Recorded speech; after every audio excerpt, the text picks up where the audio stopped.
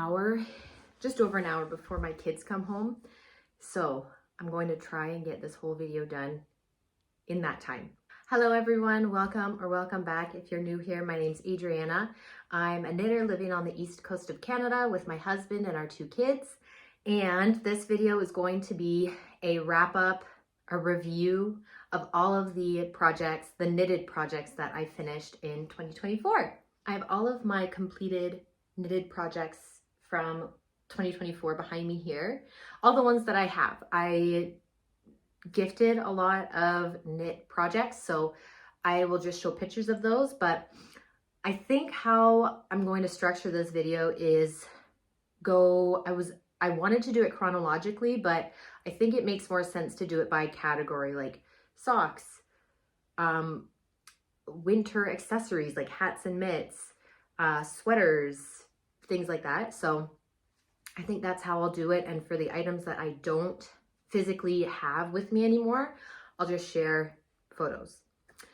I do have some statistics that I want to share with you. I think it's really fun to look at statistics and see like what my knitting was like in the past year. In 2024, I completed 25 projects. Of those 25 projects, 1 was a scarf or shawl, 1 was a blanket, 1 was a hot water bottle cover, 2 were tank tops, 4 were mittens, 5 were toques / head warmers like headband, 5 were socks / slippers, like I guess warming your feet, and 6 were sweaters. Those were the types of items that I was knitting last year.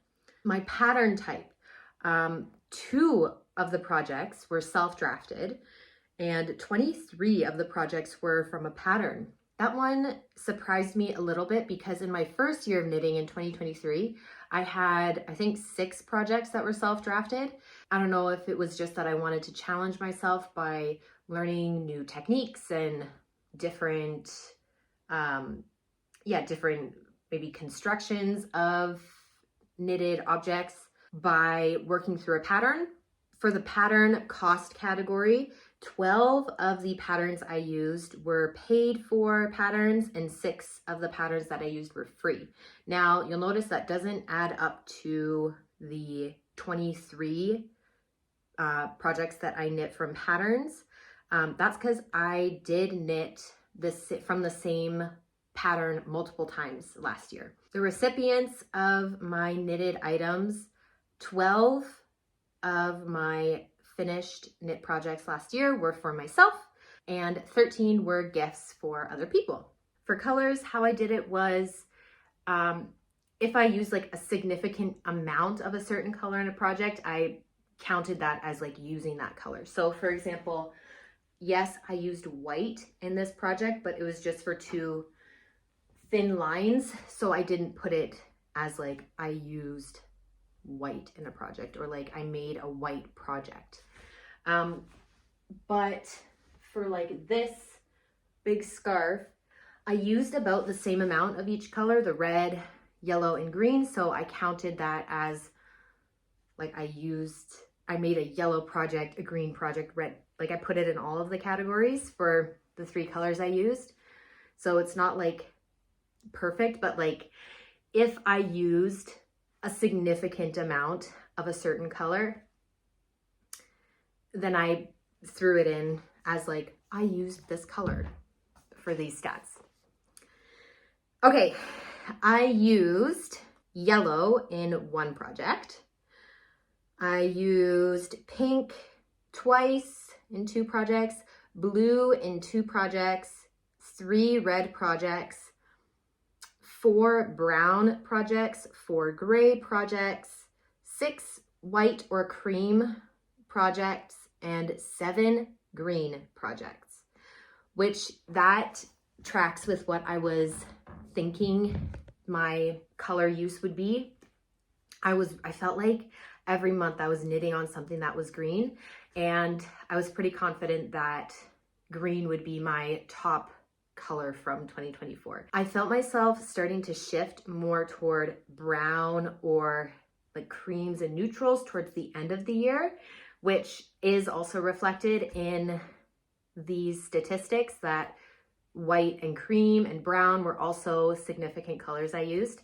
So it'll be interesting to see if that continues throughout 2025 or if I go to a totally different color. Those were my knitting stats. I like to just see how it compares to other years. And like I said, it just gives me a better sense of, I guess, how I spent my time knitting and what I was working on throughout the year, which I find fun to see.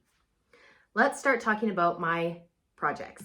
Let's start with socks because I have all of the socks that I made last year, and I don't know, I've been really loving my hand knit socks lately, so I'm gonna grab them.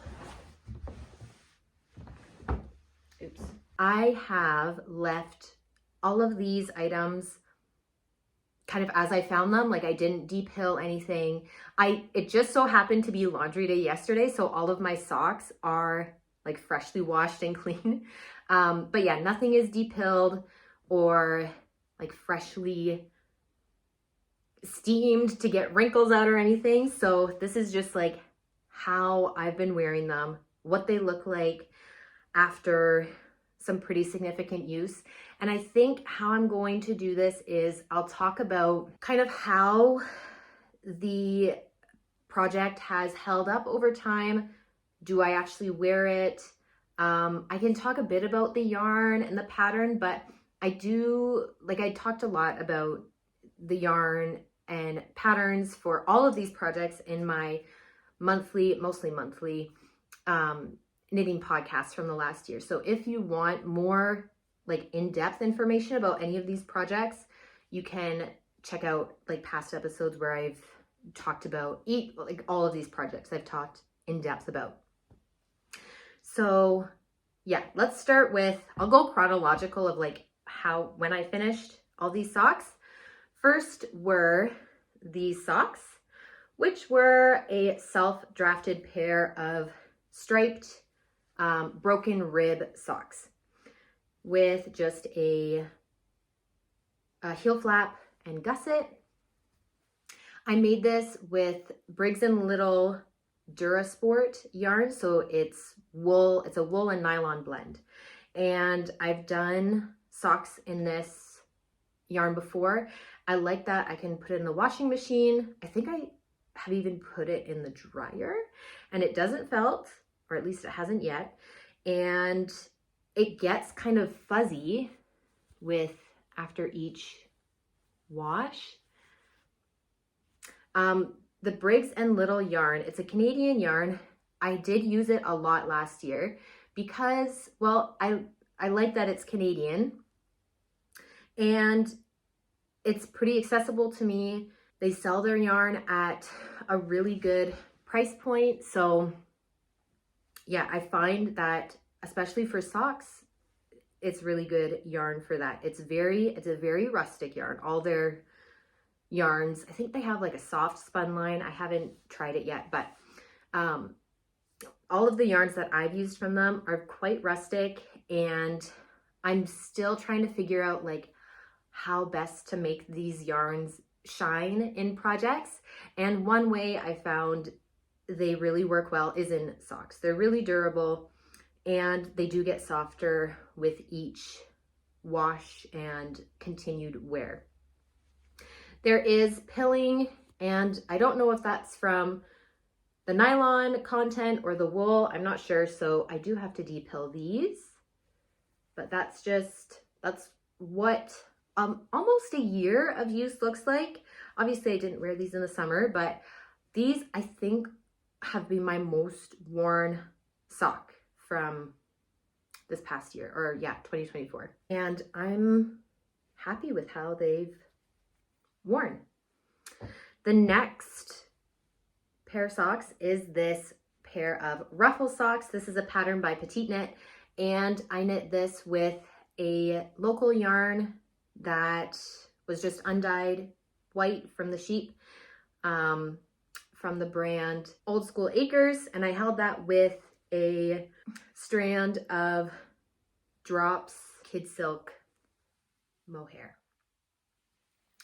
And these socks, I made them last year, and I think I only wore them, okay, when I say last year, I mean like last winter. So I made these last winter, and I think I only wore them once last winter, and then not in the summer at all, because I was really scared to wear white socks, because I didn't want to get them dirty.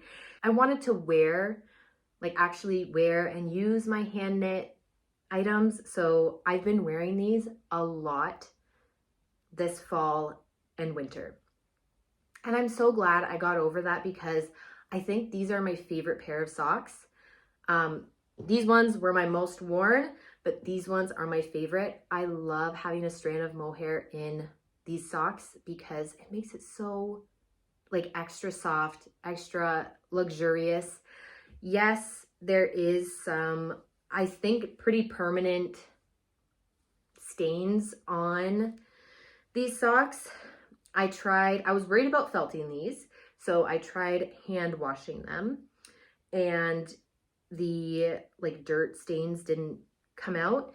So I have put them in the wash twice and they haven't felted. I put them in like just with my regular laundry on a cool setting, but with like a normal amount of agitation. And yeah, I think they're pretty like stained, but they were washed yesterday, so it's clean. There's just stains.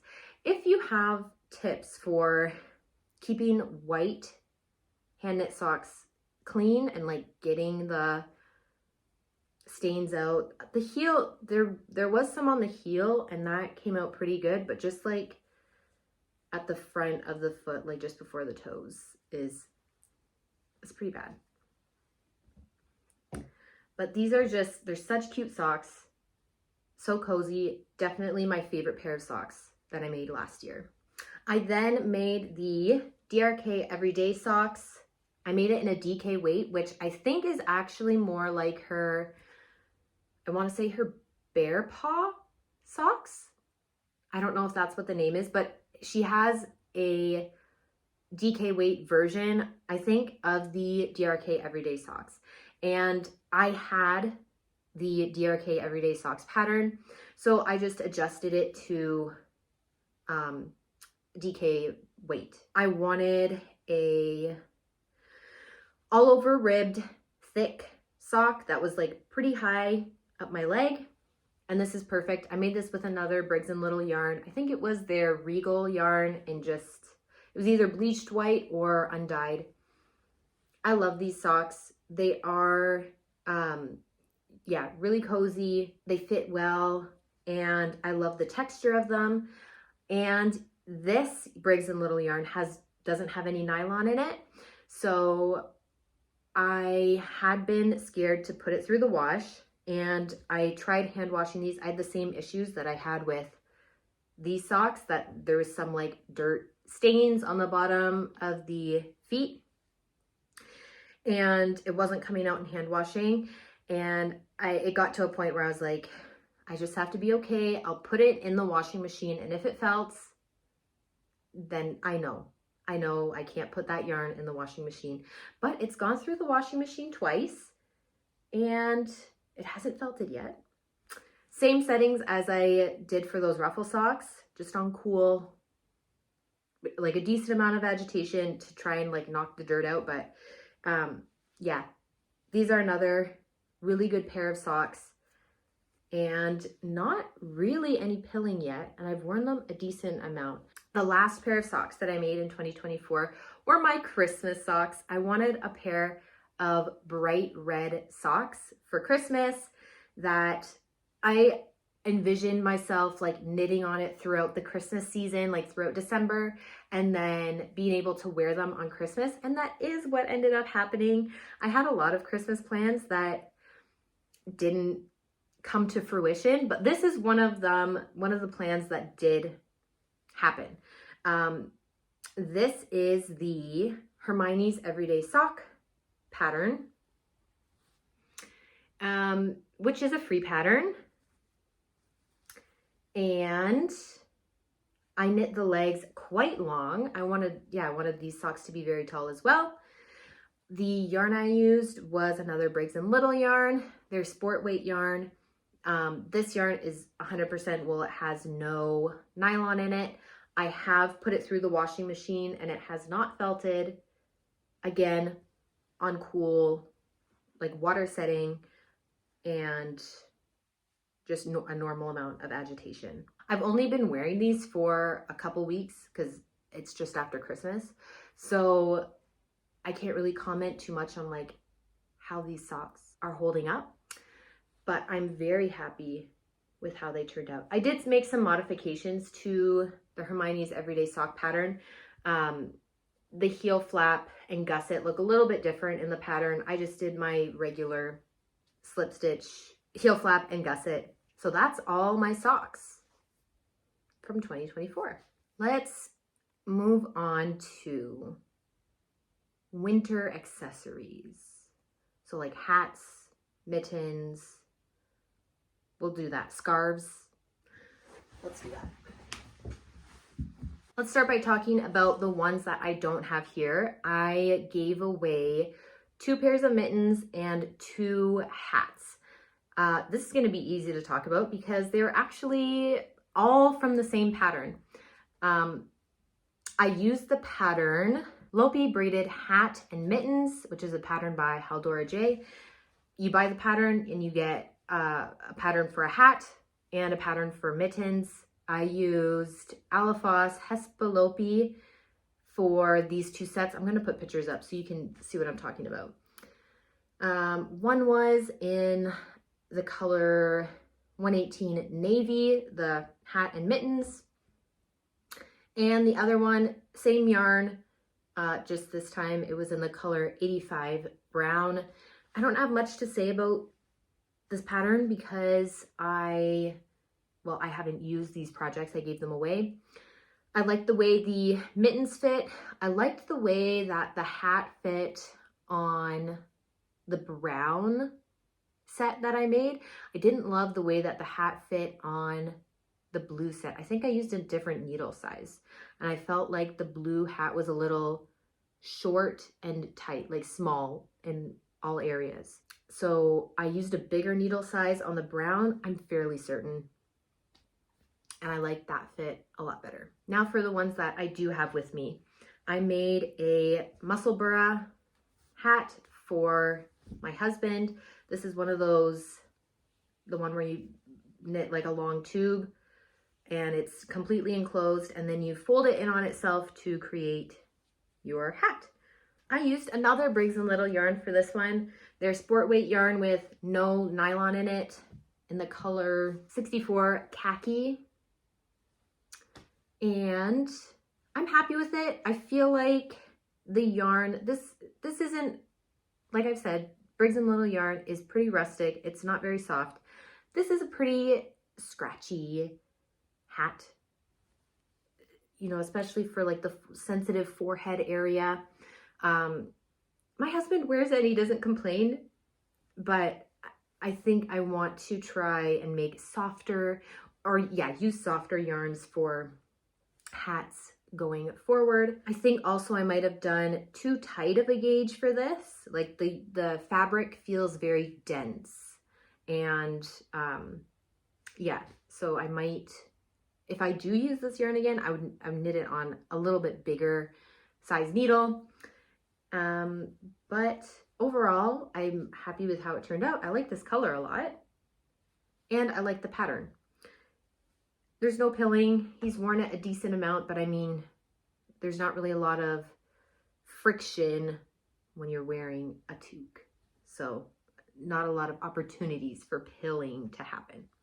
I then made some hat and mittens sets for my kids. I made the hipster hat. Okay, back up. All of this yarn is the same yarn. It's from Old School Acres, a local to me yarn, undyed, 100% wool. This hat is the hipster hat from Petite Knit. I love how this hat turned out. I will definitely make more for my son and my daughter, like as they get bigger. I had a lot of issues with my 2x2 ribbing looking neat. My 2x2 ribbing wasn't looking neat when I was trying to make this initially. And this is why I'm so glad I continued with making these videos throughout last year, because I mentioned about how I was frustrated with how my 2x2 ribbing was looking. And I got so many helpful comments on how I could solve my problems. And I'm so happy with how neat the 2x2 ribbing looks in this hat. No, I love how this project turned out. And this is a project that it was very frustrating to make because I had to start and stop it so many times, do so many kind of like trial runs and tests with different needle sizes, different techniques, to try and make it look neat. And I am so happy I did that because I love how it looks now that it's done. And like the fact that I was able to push through it and solve my problems was a really big thing for me last year. And now I have more techniques to help me with 2x2 ribbing for future projects. This is a really great hat for my son. He doesn't complain about it being itchy. I do see him sometimes like kind of lift it up and scratch a bit, but he doesn't like mention it, so I'll take that. Yeah, it fits him really well.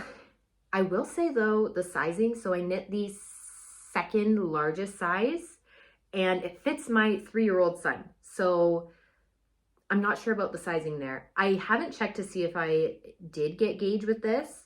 I'm fairly certain I knit this with a like 1 needle size smaller than what the pattern suggested. So that could be it too.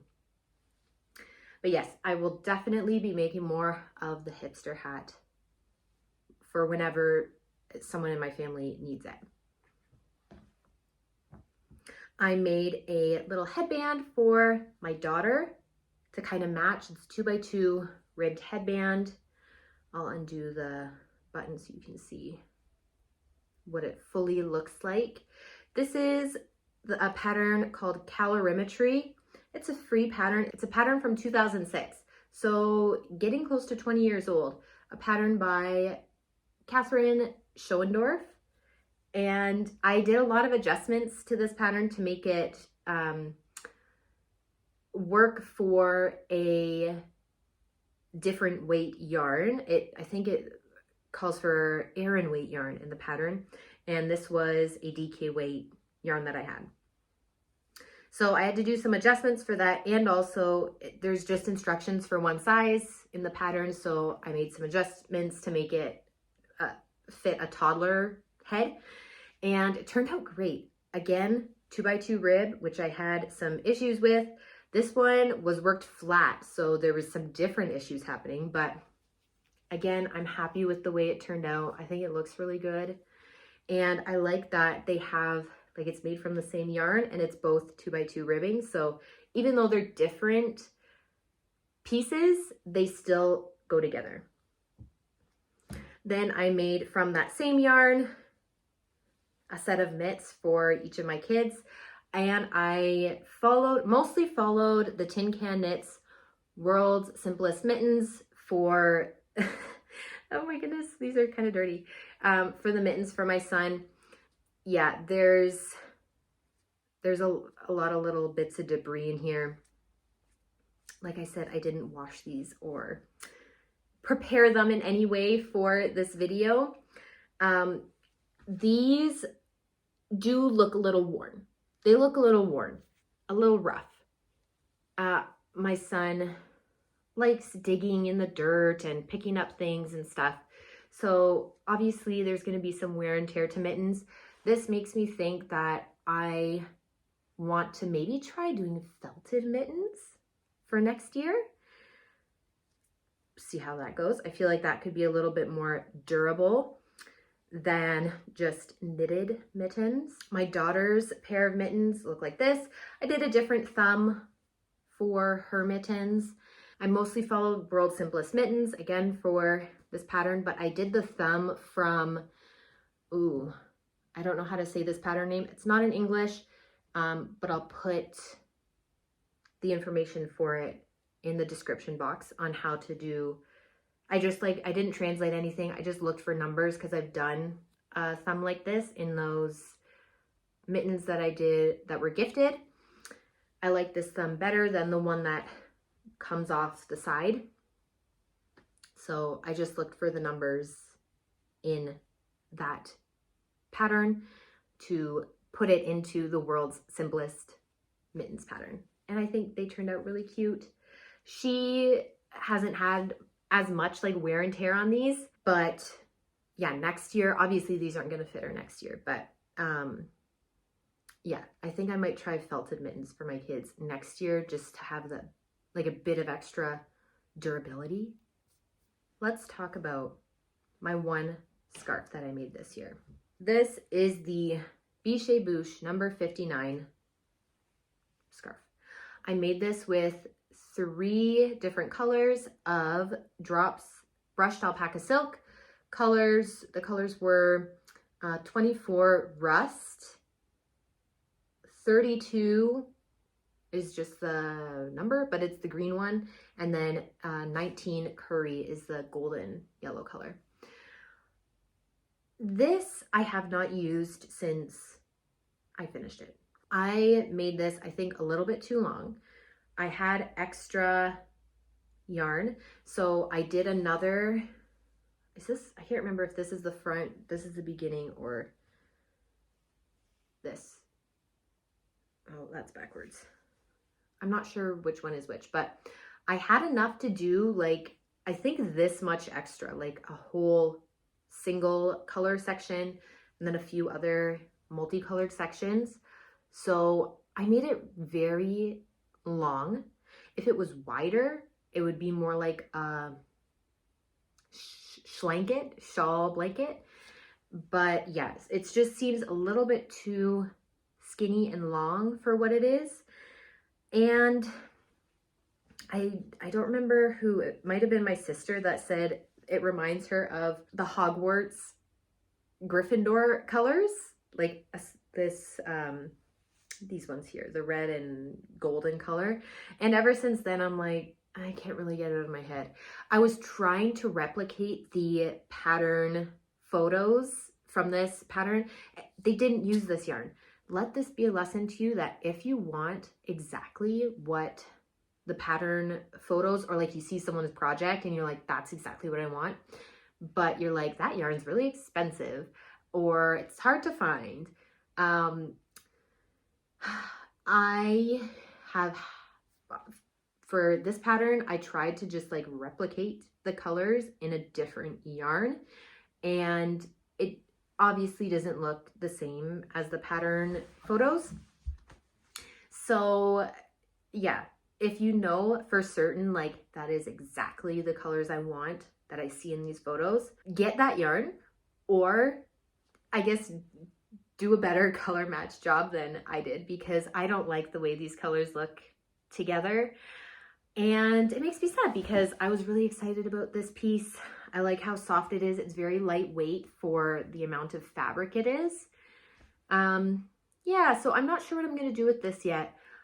I could rip it all out, but I feel like that is kind of difficult with these fuzzy, really fuzzy yarns. So I'm not sure what I'm going to do with this yet. I might just have to find like a Harry Potter fan and give it to them. Let's do the kind of random other things, kind of one-off things that I made last year. One I don't have with me. That's the Fisherman's Hottie sweater hot water bottle cover. This is a pattern by Sarah Hengstman. I made that project with Briggs & Little Regal, 100% wool, just an undyed white. And this is a free pattern, I'm pretty sure. Yeah, a free pattern. The pattern is for a miniature water bottle. which I did not have. So I made some pretty significant adjustments to the pattern to make it fit a larger sized water bottle, hot water bottle. Very happy with how it turned out. This was a really fun project. Like, thinking back to my enjoyment of knitting these projects, this is one that stands out that I'm like, it went by really quick. There was a lot of interesting parts to it because it wasn't cabling, but it was like, yeah, different things. You're making really nice texture, and it went by really quick because it's just a small hot water bottle cover. This is one that stands out as like, I had a really fun time knitting that, and I want to knit it again just for the enjoyment of the knitting process, which doesn't happen very often for me, that I'm like, I want to knit that just because I like the knitting process and not because I want the product. I gave this project away, so I don't know how it's holding up. But I imagine it's holding up pretty well because it's that Briggs & Little yarn that's pretty tough and durable. Doesn't really pill much. Happy with how that project turned out. Then I have my first pair of felted slippers. These are the double slippers by Liv Stangland, published by Misc. This is a free pattern, and it was my first felting project, and I loved it. I loved the felting process. I love the look of these slippers, like after the yarn has been felted. The yarn I used for this was Isager 20 in the color 19S. I believe it was called Rhubarb. Really pretty pink color I made for my daughter's birthday.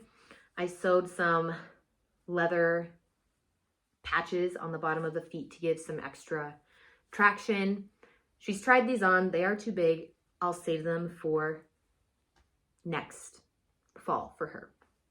Possibly spring this year, but I'm thinking next fall is going to be good for this. I really like that pattern. There are some adjustments that I would suggest you make when you do this pattern just to make it look a little more polished in the end. I had to do seaming on here, which looks a little, doesn't look too bad, but it looked pretty gnarly when I first finished these, just because I didn't really do a good seaming job. I have since figured out how to eliminate this step by incorporating it into the cast on process. If you want to make some adjustments, you can make a really beautiful felted slipper from it. Even without the adjustments, like if you just did a better job at seaming than me, you can make a really beautiful felted slipper. I like it because you don't have to worry about your tension. You don't have to worry about the stitches looking neat because it's gonna get felted. I took that a little too far and said, I don't need the seaming to look neat because it's gonna be felted. And I ended up doing some like hand felting over top. So the seam looks a little bit better, but it was looking really like a seam when I first felted these. We'll talk about my tank tops next. I made 2 square neck camisoles this year. Yeah, that's the front. This pattern is a really nice pattern. I really enjoy this pattern. The square neck camisole is a pattern by Helene Beba. I knit this version in Knitting for Olive Merino in the color Bottle Green. And it's such a nice layering piece. I often will wear it under my sweaters, and it's nice because it sits super close to your body, keeps the heat in, and it's so, like, it feels so nice against my skin. This is, I think, my most worn garment because I wear it under this sweater. I wear it under another sweater that I'll show later. I wear it under non-hand knit things as well. It's just a really good layering piece, and it's so soft. I love how polished the finishing edges are. Yes, you knit this on really thin needles, but it's so worth it. It's It's such a nice piece to have. And it's held up really well. I have no pilling. It's pretty stretched out. Like the ribbing is stretched out, but like that's what happens when you put it on a body. Yeah, I'm really happy with the yarn. Is this the first time I use Knitting for Olive yarn? I think it might be. And I really like it. I understand the hype now. It's a really nice yarn. I think this was when I discovered how to do combination knitting in the round and flat for ribbing, because I was having issues with ribbing with this project, and I tried a few different techniques. You can still see there's a little bit of that like gap there in that first row of knit stitches, but it's not like super noticeable and not nearly a big enough deal for me to care. So definitely a really nice piece to have. I liked this so much that I immediately cast on another one. And this one, it has a little bit of a different story. I made this with a sport weight yarn, and I don't wear this one as much. This is made from undyed wool from Old School Acres, that local yarn again. And I don't wear this one as much. And the reason is because I used thicker yarn, you can see a bump where the straps are under whatever I'm wearing over top of it. So like if I'm wearing this over top, you would see this, and then there would be a bump and then the shoulder. Just because this yarn is that much thicker than this like fingering weight yarn. So yeah, I haven't worn this nearly as much as this one. I think I've maybe only worn it 3 or 4 times. And because of that, I'm thinking of frogging this whole project and using the yarn for something else. I don't think I will until like I know what I want to make with this. So who knows, maybe I will start wearing it and then I won't want to rip it out. But as of right now, I'm thinking I'll probably end up repurposing this yarn for a different project, just because I think this pattern does really well with the like fingering weight, even light fingering weight yarn that it calls for. If you wanted to just wear this on its own, like this tank top on its own, yeah, go ahead and do sport weight, maybe even DK weight yarn. But for me, wearing it under things, I just don't like that there's such a bump on the shoulders where the straps are.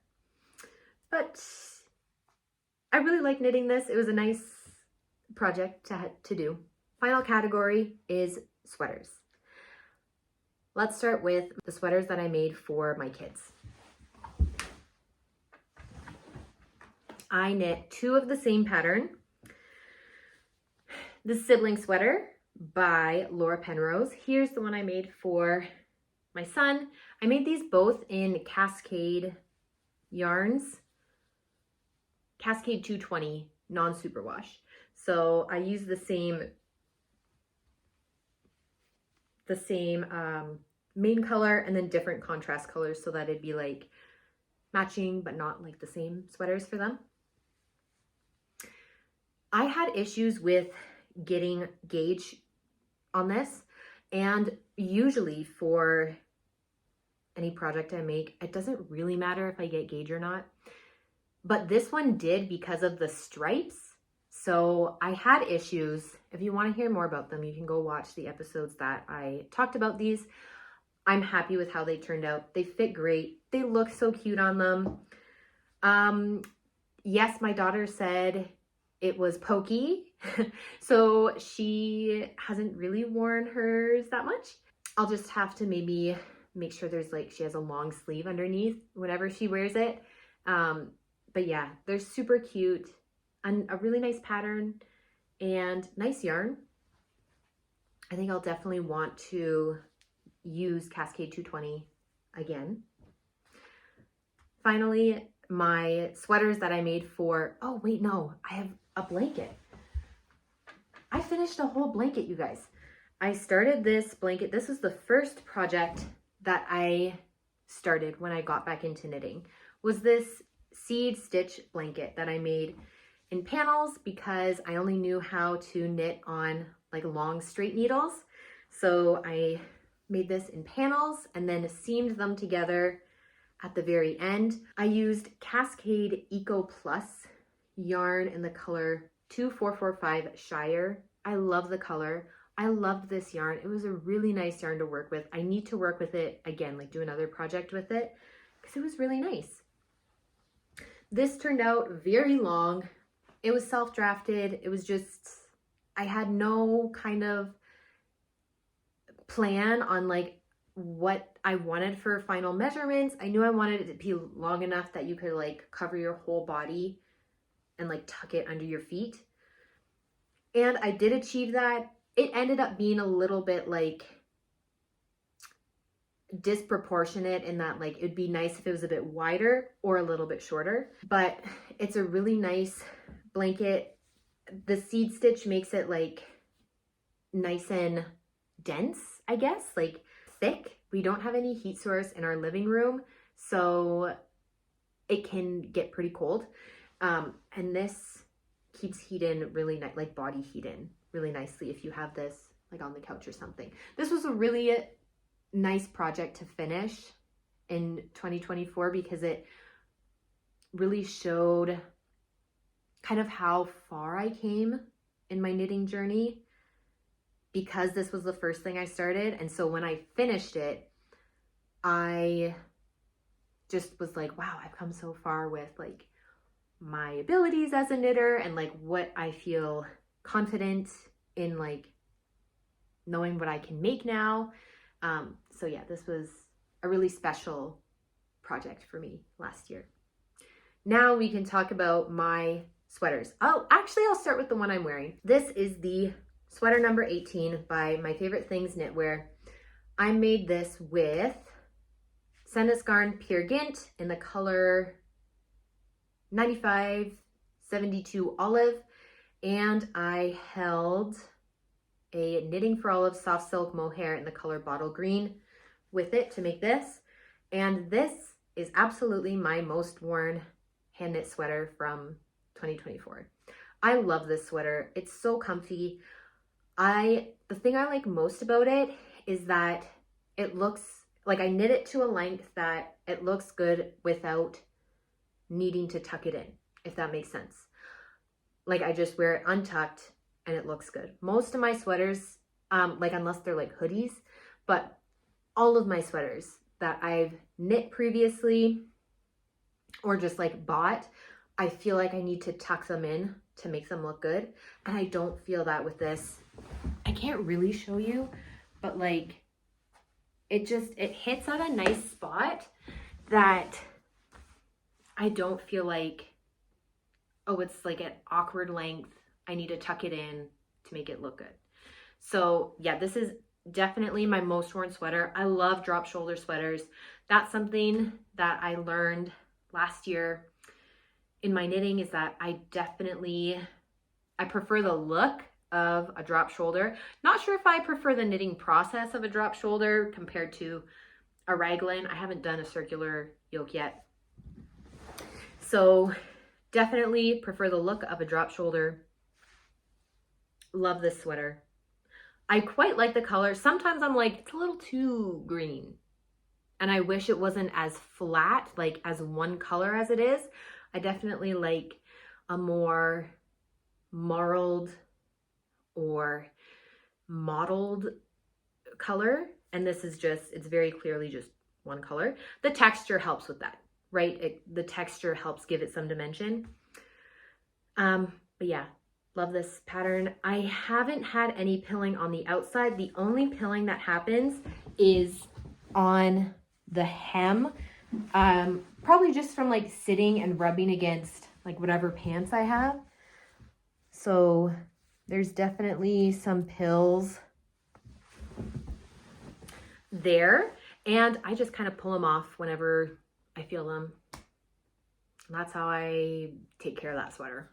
Now, this was not the first sweater I knit last year. This was the last one actually. Let's go back to the beginning of 2024 and talk about my Arctic Light sweater. Here is my Arctic Light sweater. This is a pattern by Veronica Lindberg, or Kutavakika. This was, it was not the first sweater I made ever, but the first sweater I did make, I hated and I never ended up wearing. So I kind of consider this to be my first hand knit sweater. I love the look of this sweater. Even now, like going to look at different cabled sweater patterns, I see this and I'm like, you can't beat it. I love the design, the cable design on the front, on the sleeves. I think it's so beautiful.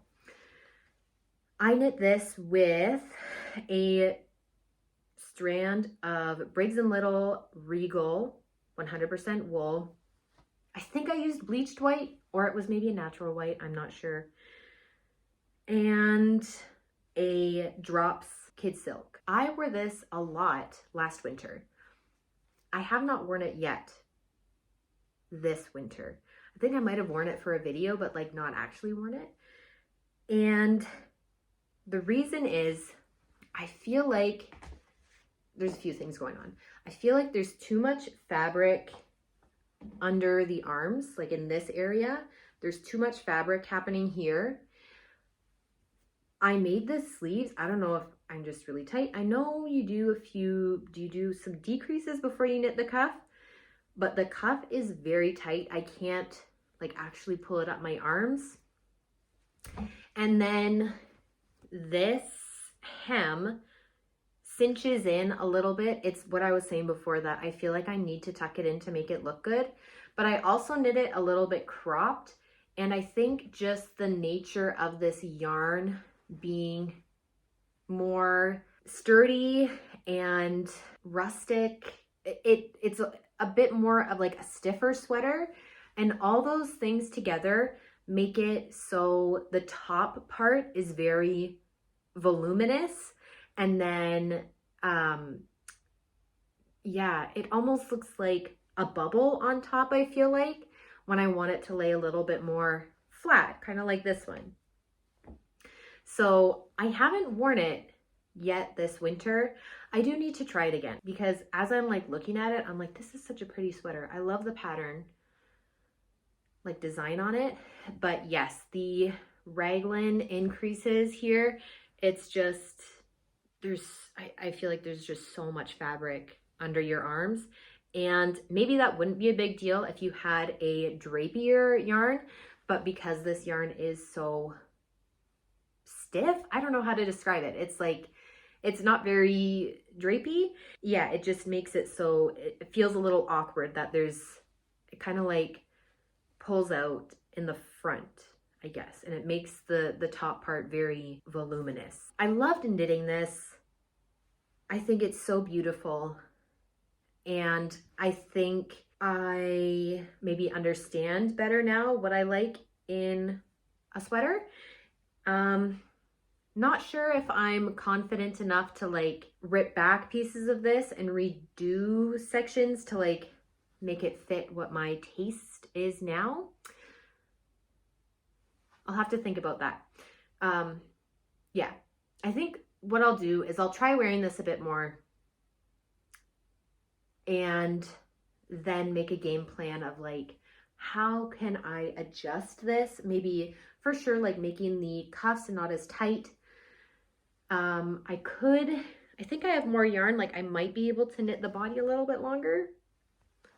I'm not sure, but definitely a really nice pattern. The designer has a video tutorials for this sweater, so that you need to have bought the pattern to like know the numbers and stuff, but she shows you how to do the cables and how to do the different increases and all of that. So this, I feel like, would be a good beginner cable, like introduction to cabled sweater, because of that video tutorial that goes along with it. I also made this completely silk mohair sweater. This is the Nell sweater by Gregoria Fibers. I made this using 3 strands of mohair, silk mohair held together. All of them were drops mohair. 2 of the strands were the number 41 powder, and then 1 strand was the number 04 old pink. To make this, I wanted to make that old pink color a little more muted, so that's why I combined it with the powder color. And I really like how this turned out.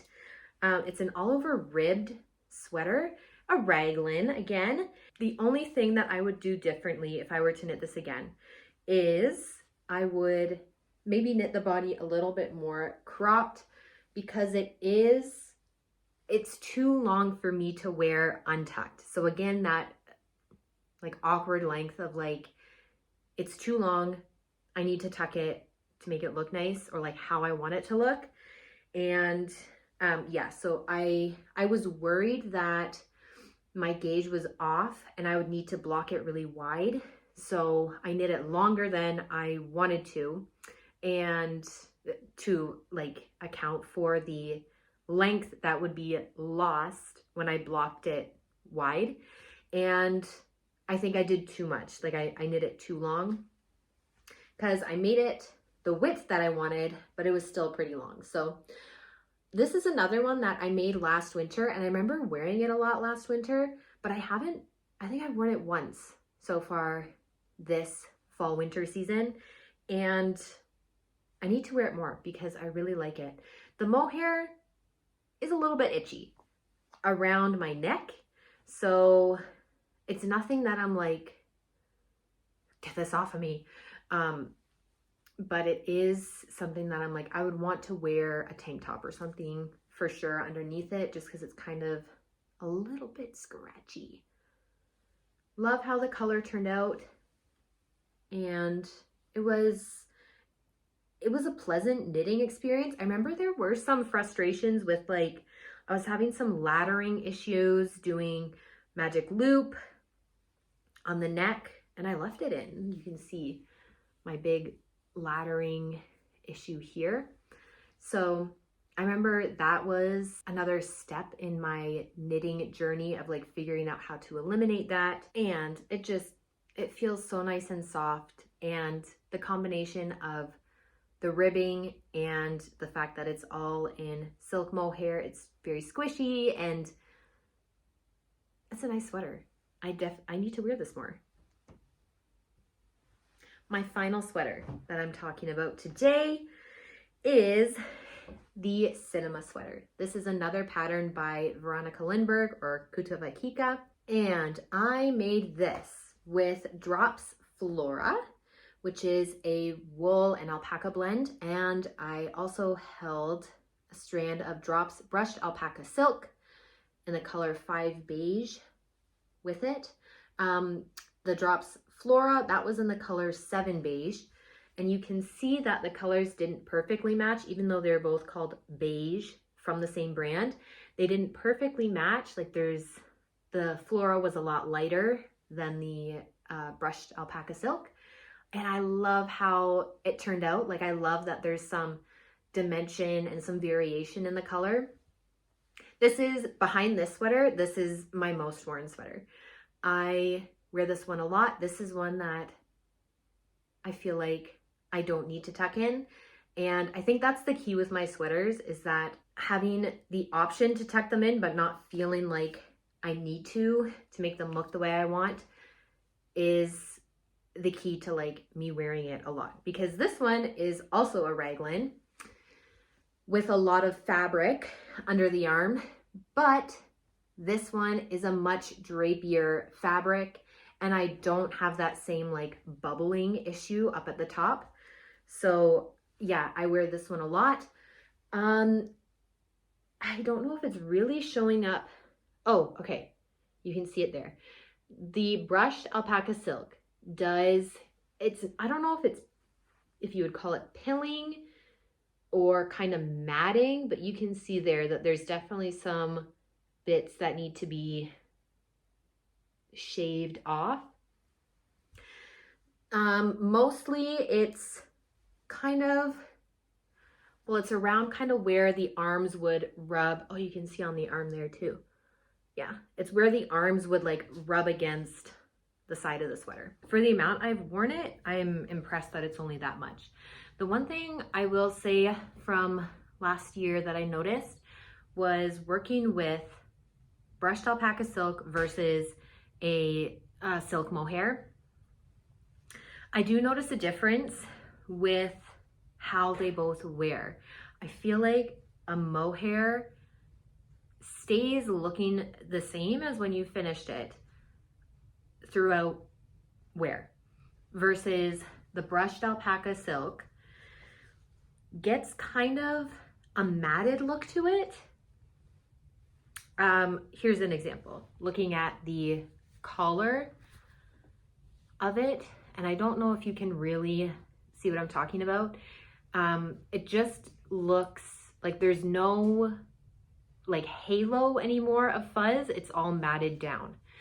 That could be because I did twisted ribbing instead of regular ribbing. I found also just using twisted ribbing makes the knitting tighter, and any fuzzy yarn you're using, it makes it seem just a little bit less fuzzy.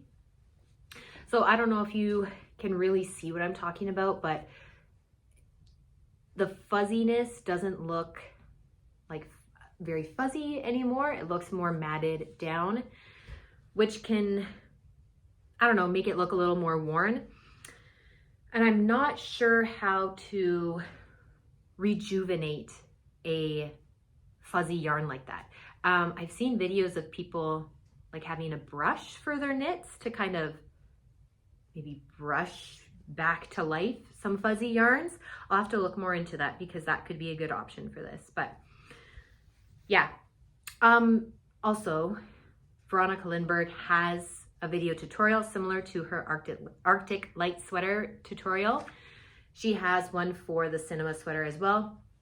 A very basic raglan construction. If you are knitting a sweater for the first time, I think this could be a really good sweater to do.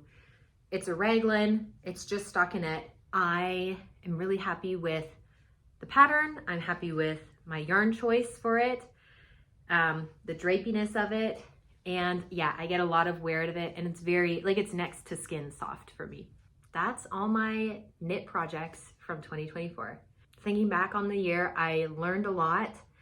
I had a lot of moments of frustration when things like weren't turning out how I wanted to, but I want to say all of them, but I won't say all of them in case there were some that I just was like, whatever, I'm just gonna keep going with this thing that I don't like. I think for all of them, I took the time to go back and fix mistakes, or like go back and figure out new techniques or ways to make things look the way I wanted them to look, which I'm proud of, because knitting is like, it takes a while to make something. I remember before I really got into knitting, I thought doing like 1,000-piece puzzle was like, oh, that takes a long time, like days and like hours and hours. And I did a puzzle not too long ago, and I was like, this goes so fast, because I'm used to knitting that things take longer, making things. So sometimes when you make a mistake in a project, you try to justify it, like try to tell yourself, you know, it'll be fine. And I do think sometimes it is actually fine that when you're making something and you're staring at it for so long, that's all you can see. And then after it's done, you don't really notice it. But for some things, I feel like you just know, like in your gut, you're like, okay, but that's actually a problem.